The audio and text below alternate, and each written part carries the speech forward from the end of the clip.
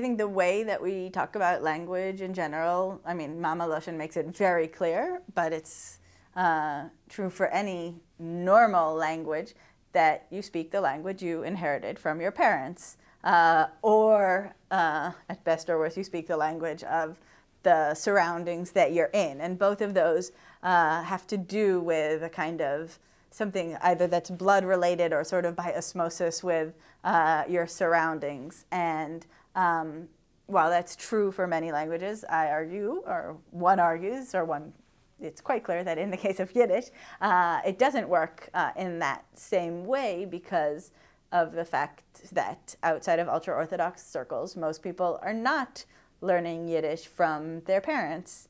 It's from their grandparents at best, and even that is not necessarily the case.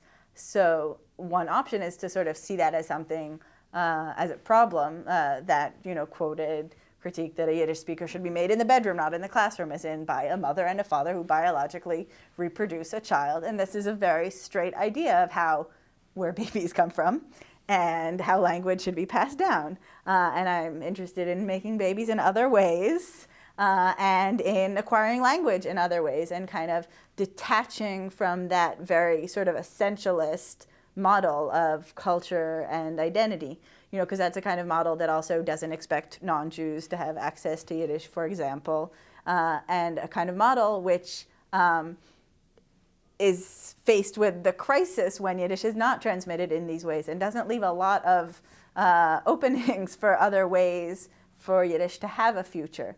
And I think it's really interesting for Jewish cultural politics in general that are pretty obsessed with questions of survival for different reasons. And that's part of the discourse against intermarriage, for example, revolves around the survival of the Jewish people. A lot of investment in Zionist militarism has to do with the concern of survival for the Jewish people. And I'm interested in Yiddish in part as a way of saying maybe survival isn't the only key. Not survival and not revival, but maybe there's something else, other ways that we can be retrieving and transmitting the past that don't have that kind of ensured continuity. So it means it's riskier, but it also means the boundaries are a lot more fluid and the possibilities are a lot more diverse.